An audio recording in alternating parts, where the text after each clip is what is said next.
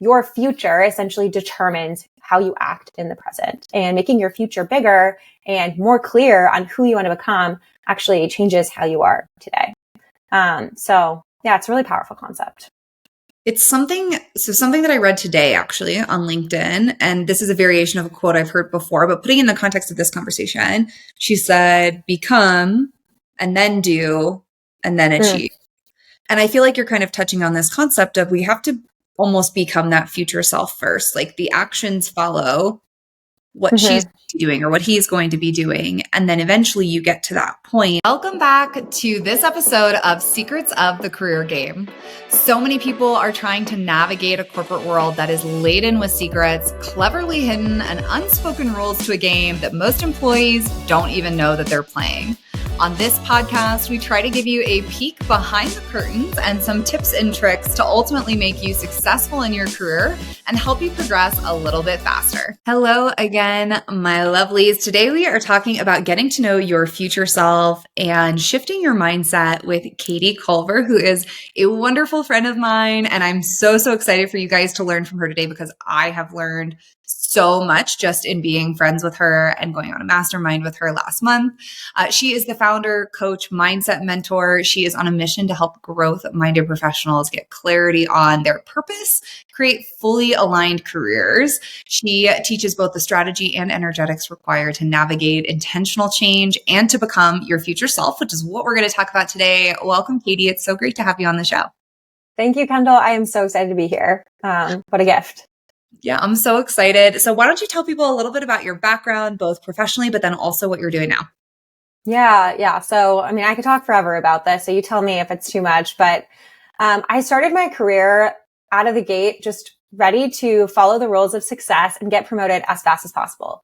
I had no idea why I was trying to climb the ladder, exactly what that would look like. But I started my career in management consulting because I figured I could try a bunch of stuff and figure out what really excites me, what was interesting. And I was very good at climbing the ladder and navigating the internal firm to kind of get exactly where I wanted to get to in this really interesting growth strategy group. And when I looked up at the people above me and I felt like so burned out every day, I was like, actually, I don't know that I want to keep climbing this ladder. I don't really know why I'm doing this. And I hit that classic quarter life crisis moment, very burned out, and really took a step back to think about, what do I really want for my life? And that was the first time that I had been always into journaling and sort of personal development stuff, but I really took a step back and was like, what would I do if I was unafraid to fail? Who am I really on the inside? And that's when I got clarity on my career vision. And I knew at that time, I want to have my own business. I want to be an entrepreneur, and I want it to be a personal brand-based service business. I had no idea what that would be. And so I decided, why don't I go join an early stage startup and figure out, what is it actually like to build a company from the ground up, hire people, build a product, all of that fun stuff. And so I ended up joining a early stage recruiting startup. That was not an easy process to pivot careers. There was a lot of self-doubt involved. There was a lot of learning how to tell my story in a way that actually converts, rather than just speaking the jargon of consulting to startup people, which does not work. And because of that process, I got really excited about fixing recruiting because it was so broken as a candidate. So I decided to join this recruiting tech startup, dove in head first, and did almost every single ops go-to-market role within the company. And after a few years, I kind of hit this point again where I was like, I burned out, and I learned how to set boundaries, how to detach my identity from my job, which took a few tries to learn that, and was like, what's next for me? And I, again, took the step back. And when I journaled it out, it was like, okay, it's time. It's time for me to start that business I've been thinking about for years. And so I started writing on LinkedIn, building my audience, and just started coaching people on the side to help them with career transitions the same way that I had.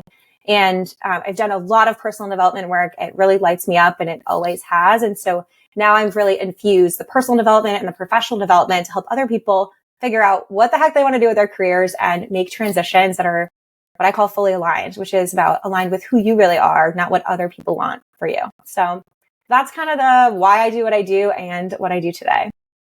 I love it. And one of the things that I find so amazing about you, Katy, is you have this kind of natural ability to take a step back, right? And we were talking right before we started recording. I'm like the queen of messy action, just do it. And Katy's like the queen of like, let's take a step back. Who are we? What do we want with our lives? And that balance, I think, is so important for anybody who's listening, because we tend to be a jump 2 feet in according to societal expectations, population. And you've done something really amazing, which is take the time to understand yourself so you can figure out what direction you really want to take things. And so I think it's just so great to hear your story, because I'm sure a lot of people listening are like, well, I don't know what I want to be when I grow up. I don't know if I want to be my boss. What does that look like? And so I'd love to hear from you, for somebody who may be in kind of like a similar position, right? They are looking at their boss and realizing like, ooh, not what I want to be doing. What's like kind of an immediate thing you would do when you say taking a step back? Like, what does that look like for somebody who might find themselves in a similar position? Yeah, I think the very real first step is creating space in your life. We get so busy with all the things we need to get done. It's very easy to get overwhelmed by, like, I'm too busy. I just don't have time to think about this. You have to create the space. And so for me, I was working a pretty demanding job. I would go on like Sunday afternoons to my favorite coffee shop, like a good vibe sort of place. And I actually had a book that I was reading that kind of gave a lot of self-reflection questions. And so I just took a journal and I started writing. And it was like not something I did in a single day, in a single session. And now that I spent so much time getting clarity, both at that pivotal time and then in other times, I've created my own process of like, what are those inputs that really help you get clarity? But to me, it starts with creating that space for self-reflection. And when you go really deep, like it's often that you don't have no idea what to do. It's more that you've just piled on all these other things, so you can't really see it. Yeah. And even when we were in Mexico together, that was one of the things you would do, is you'd wake up like 2 hours before everybody else and go grab your table with your journal and sit and like read and notate. And I think it is so important, because I'm the first to admit I get so busy that I'm like, I don't want to take time to sit around and think about myself, or like my limiting beliefs, or what I want to do with my life, or what are my inputs and my passions. And instead, we just keep going. And I think that that's why so many of us find ourselves in like this really burnt out, really negative corporate space when we could be doing something exceptional. So one of the things you have talked about with me before, and I want to share with our audience, is like, what are some ways we can kind of figure out who that future self is and really start to connect with our future selves? Yeah. So let me maybe clarify a little bit of this like future self concept. So I think I've naturally been doing this throughout my life, but the most concrete way that I've learned about it is through a book I read not that long ago called Be Your Future Self Now by Dr. Benjamin Hardy. And it's completely shaped how I think about setting goals and who I want to become. But essentially, you are becoming someone, whether whether you decide who that person is or not. And so it's up to you to decide, who do you want to be in, 80 years, 5 years, 1 year. And it's less about what do you want to do. Like, it's so hard to be like, oh, I don't know what job I want. But if you think about who do you want to be? What does you want your life to look like when you wake up every single day? How do you want to feel in that life? It leads you to making better decisions today that lead you toward that. So, for example, when I thought about leaving my consulting job, had I just said, what's an interesting job I could do next? I would have just taken the first interesting tech job that came across my desk. But because I had that long-term vision, I took completely different steps and completely different actions than I otherwise would. And a quote that I love, I can't remember who says it, but the fastest way to, or the easiest way to not reach our potential is by the easier paths to lesser goals. And so connecting with your future self is about thinking about that longer term vision. That might not be something you're doing tomorrow. There's a lot of things you can start operating like that person, and then it's going to accelerate your path to get there. So your future essentially determines how you act in the present, and making your future bigger and more clear on who you want to become actually changes how you are today. So yeah, it's a really powerful concept. It's something that I read today actually on LinkedIn, and this is a variation of a quote I've heard before, but putting in the context of this conversation, she said, become and then do and then achieve. And I feel like you're kind of touching on this concept of we have to almost become that future self first. Like the actions follow what she's doing or what he's going to be doing. And then eventually you get to that point. And so, for people like me who are a little more tactical and a little less maybe attuned with ourselves, perhaps, when you're thinking of like this future self, what are some things you do? Is there like a visualization tactic that goes with that? Is there a journaling prompt that we can kind of encourage listeners to do to kind of start to step towards what future self might be? Yeah. So I want to think about, your future self is obviously any point in the future. So I want to kind of think about it in 3 different timelines. And there's a few different questions I like to ask for each. So if you kind of start with your longest version, let's say you're 80 years old, what do you want to be known for in your life? And for me, like some of that might be the work that I've created, but it's also the relationships and the type of person I am and my character. And what do you want to leave behind when you eventually pass on? And thinking about it from like that, long-term view helps you really get clear on like what's important and what's not. I think there's a famous study on like the regrets of the dying essentially. And a lot of people regret not doing the thing that they always wanted to do. So that's a kind of the future longest version of myself. Thank you for tuning in to today's episode. If you're finding the information on this podcast helpful and you're looking to take control of your career and start to elevate yourself to the next level, go ahead and check out our course. Go to bit.ly/career coach course to get signed up today and to start taking your career to the next level and navigate the secrets of the career game. I think something that's a little bit more of like a nearer term vision that you can recognize is like 5 years away. So 5 years from now, it'll be 2029, which sounds pretty far away. Like a lot of could change, but 10 years feels like, oh my gosh, I have no idea. So in 5 years from now, this is where you want to think about what you said around be, do, and then have. So who are you being? Like for me, I'm like a wife, an amazing sister, a friend. I'm an entrepreneur, a CEO, whatever. So who are you being? And then your identity then dictates what you do. So, that's why do comes second. So based on your identity, what are you actually doing every day in your life? You wake up, and this is where an exercise called future scripting can be really, really helpful. It's like a journaling technique where you essentially pretend like you're in the future and you write about everything that happened to you during the day and how grateful you are for these things that are in your life, even though they may be in the future and you don't currently have them. It's kind of putting yourself in that perspective and feeling the gratitude for what you've created in your life. So it's kind of the do section. And then that becomes have. What do you have? Physical things in your material world. Like for me, I want to have a really nice house, and I'm not going to be living in a 2-bedroom apartment in New York City in 5 years from now. And so just getting really clear on that helps you think about, okay, well, you can kind of picture yourself more clearly in 5 years, and then you back up into 1 year. Okay. So in order to get there, what does 1 year need to look like? And that's pretty easy to set goals. We typically set them in January. Maybe we visit them during the year. Maybe we don't. And then looking just 1 year ahead, you're like, okay, I guess I better start taking some action then. And then you can start to think about, okay, what is my ideal day and week? And how do I need to change my current schedule to prioritize the things I need to prioritize? So that could be a really helpful thing. I've also done 1 year in the future visualizations, and kind of picturing yourself in a year. What is this person wearing? What are they feeling? Like for you, Kendall, you've been on the style journey. Like you probably picture yourself being so stylish and knowing your color palette and all of those things. And you got to be honest with yourself. That's the biggest thing. Just be honest about how different that is from your life today. And some people get really scared of that because then it's like, oh, well, then I have to do something about it. And you don't have to do something about it. But once you know, it almost forces you to be like, okay, how can I start taking even small actions to get closer to that person today? Oh, this is so good.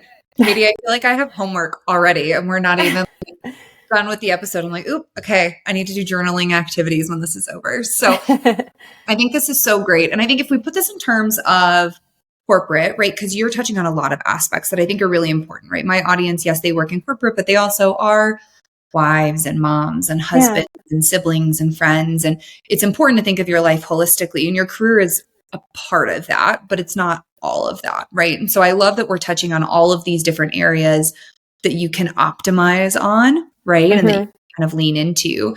But when we pull it back and we do think specifically about corporate, you talk a lot about like getting that career clarity, right? What do you want to do that fits in with some of these other things you're talking about? What are some of the inputs to figuring out what that is? How does that kind of marry up with like this future self vision that we're talking about? Yeah, I'm super glad you asked that. I have a strong belief that your career should fuel your life, and it should be essentially, in order to do that, it has to give you energy. A lot of people are walking around feeling so drained. And so one of the very first steps to kind of carving out in that self-reflection time is to assess and honestly audit your energy drivers and drains, both in your personal life and professional life. But if you look at your calendar, what activities are making you feel really energized and what's draining you? And maybe you can't just look at this week and you have to think about the last year because there was one project that was so exciting, but that was like 5 months ago and you haven't done anything like that recently. And so it's a lot of self-reflection looking backwards when I think about getting career clarity. So energy drivers and drains is a big one. Another one is looking at your strengths and weaknesses. A lot of people love to talk about just strengths, but I think it's also important to talk about weaknesses because sometimes those are things we avoid because we think we're bad at them. So we're scared to try them. And other times the strengths are things we're really good at and we honestly hate doing them. And so getting really clear around what do you love to do? Where do you create flow? When does time just pass you by and you're like, oh my gosh, 3 hours went by and that was actually a fun work project. And so really getting clear on the energy. I also like to think about it in themes, like what are your superpowers? And that goes back to, well, I'm not just good at data analysis. I'm good at taking this like really high level ambiguous problem, figuring out how to solve it with data and actually sharing out the key themes and action items. And then you can start to translate that into like, what is an actual job title or specific work environment? Another thing I would add is thinking about your curiosities or interest areas, which is kind of like, what do you like to learn about or read about, or who do you look up to? What did you like to do as a kid? Or things maybe you did 5 years ago in a job that you're not doing today. Because that can help kind of combining with your skills and your interests. You can combine that. Something I love about tech, which is why I'm biased towards it, is that there's an intersection for everything. So let's say you're really interested in mental health. You can go work for a mental health tech company. That's why I love startups. There's like so much opportunity to find this exact niche of interest that you're like so passionate about, but also really needs the skills that you have. So I like to think about it like getting really expansive, putting everything on paper, this deep self-reflection, and then find the common themes and think about, oh, okay, this is transferable. Where could this look next? And then you can start to move into, okay, where am I seeing these types of things within actual roles and company types or work environments, which then you can kind of create a framework or a filter of which job opportunities are a good fit versus not. But it really starts with you, because if you don't design it around you, you're designing for something else, and that's going to lead you straight back to burnout. What you're touching on, the strengths and even the weaknesses, right? The weaknesses, the way you describe them to me, are almost like what become our limiting beliefs, right? I don't feel like I'm going to use presenting as one, because I hear this all the time from clients. Like, I'm not confident presenting in front of a big group. I have good executive presence. It's like, do you not? Or have you convinced yourself that you can't do that thing? And so your anxiety is higher, your execution is lower, right? And so I think it's important to touch on all of these things. One of the other things that I think is really interesting when you're making a career pivot, at least modernly, is how do benefits and company culture fit into this, right? Because like, I'm going to use work from home for an example. I would argue most people are probably like, yeah, my life would be way easier if I worked from home, right? I can, run the dishwasher while I'm on calls or whatever it is. And so once you have this clarity of direction, you know what's really important to you, you know what your strengths are, you know what your weaknesses are. How does this fit with like targeting the right companies for that? How do you kind of see it coming together as well? Yeah, great question. So I talked mostly, I guess, about like kind of fitting into the role, but the work environment is super important, because if you're in the right role in the wrong work environment, you hate your life. And I think people are starting to index on this more and more as, there's been a lot of layoffs across different industries. People are seeing like, how are companies treating their employees, whether they're keeping them or whether they're letting them go. And that says a lot. And so when you think about work environment, it's really important to think about what are your must-haves, your nice-to-haves, and your like must-avoids, like cannot have. And it's good to be honest. You can't have everything in must-have. Like, I guess you can, but you have to know there's a time trade-off to actually getting that thing. And you have to know what you're willing to say yes and no for.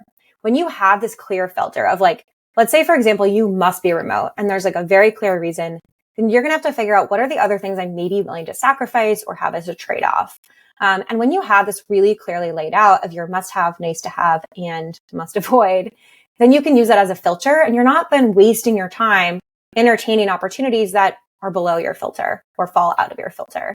And the way to get a job in today's market is to be very focused. And people are very scared to do this because there's a natural tendency to be like, well, if I'm open to more things, then maybe more people will want to hire me. In reality, you only get the job by being the best of the best for that one role. And if your story is confusing, if you're not really sure and convinced by it, neither will anyone else be. So it's really important to have that filter. It's so important what you touched on, to be realistic. And I don't want this to come across as discouraging to anyone listening, but there is some amount of realism in any corporate job of what you can get together, right? Remote is more common now than it was pre-2020. My husband was remote pre-2020, and I remember like, oh my gosh, how lucky you are to have a remote job. Now it's a little more common.